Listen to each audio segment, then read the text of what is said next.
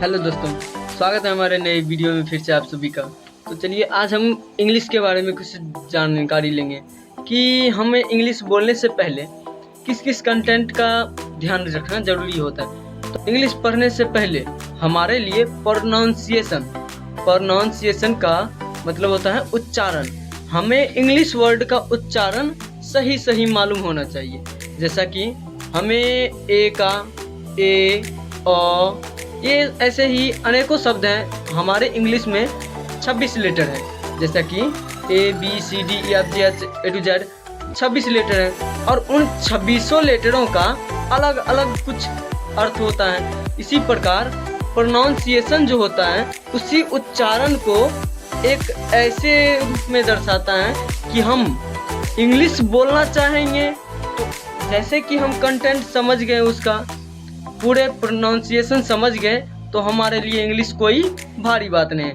English देखिए, English एक subject नहीं है, इंग्लिश एक भाषा है। जैसे हम हिंदी बोलते हैं, मैथिली बोलते हैं, भोजपुरी बोलते हैं, मराठी बोलते हैं, अनेकों तरह के भाषा बोलते हैं। उसी प्रकार एक है इंग्लिश। इंग्लिश भी बोलने के लिए हमें उस भाषा के बारे में फर्स्ट जो होता है उसका अल्फ़ाबेट, ये हमारे लिए बहुत ज़रूरी होता है जानना। तो चलिए आज हम प्रोनाउंसिएशन समझते हैं। प्रोनाउंसिएशन में आता क्या है?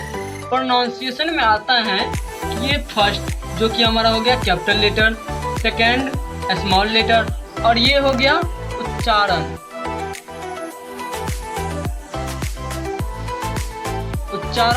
और उच्चारण के बाद आता है हमारा गुणात्मक ध्वनि, जिस गुण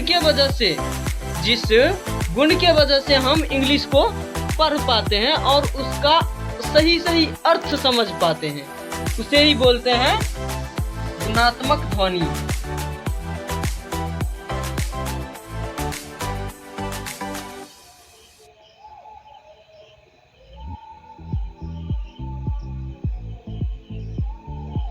गुणात्मक ध्वनि।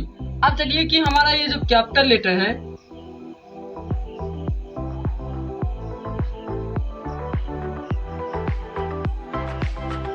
ये हमारा कैपिटल लेटर हो गया और ये हमारा हो गया स्मॉल लेटर।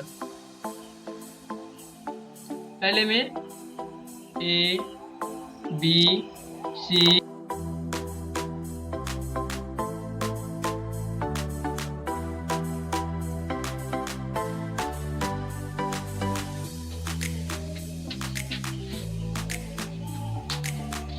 तो चलिए हम इसका ये जो पूरा है वो हम लिख चुके हैं, जो कि कुछ इस तरह से है। ये A B C D E F G H I J के।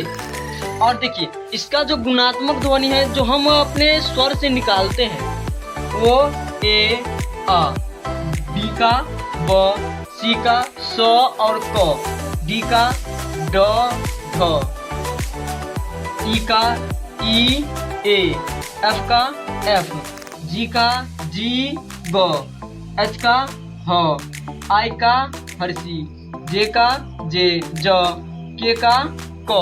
मतलब ये जो हमारा ये जो है ना उच्चारण हुआ और ये हमारा गुणात्मक ध्वनि हुआ।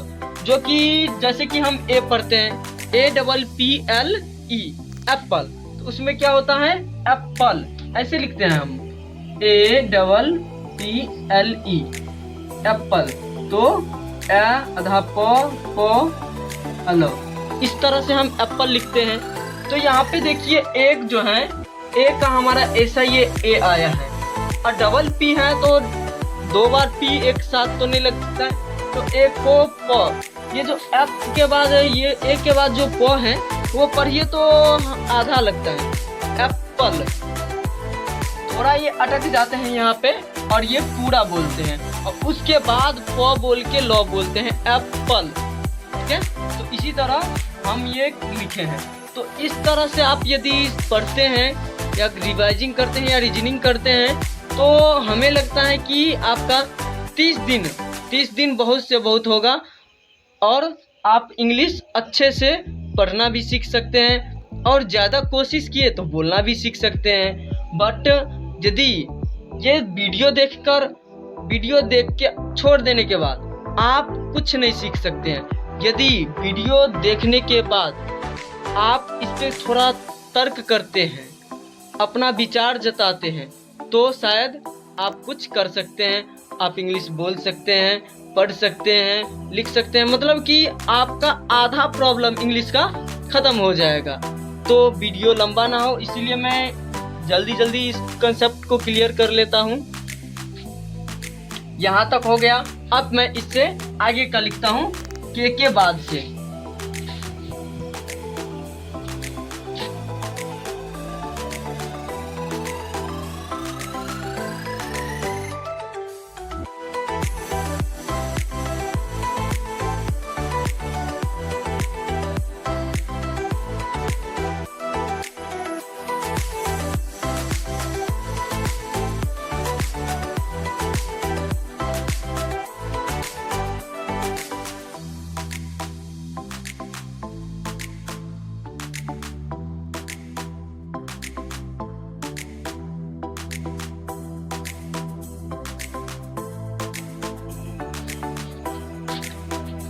ये हमारा और ये पूरा हो गया। देखिए ऐसा इसीलिए हुआ क्योंकि हमारा जो बोर्ड है, वाइट बोर्ड है, वो हमारा थोड़ा छोटा है, इसीलिए हम 2 बार करके इसको मतलब वाश करके मैं 2 बार लिख दिया हूँ। अब समझने वाली बात ये है कि अब देखिए पहले जो पेज लिखाए थे, पहले पेज में और इस पेज में भी, यहाँ पे देखिए यहाँ पे हर्षी आ रहा है और यहाँ पे 2 जगह क भी आ रहा है, मतलब इसी तरह से यहाँ पे देखिए वो भी आ रहा है, मतलब इसी तरह मतलब सेम शब्द 2 बार आता है। तो हम पढ़ते हैं कभी क्या के से क पढ़ते हैं और कभी सी से क पढ़ते हैं, इसीलिए इसी वजह से ऐसा मतलब कि क्वेश्चन उत्पन्न हो जाता है, इसमें प्रश्न वाला सवाल आ जाता है।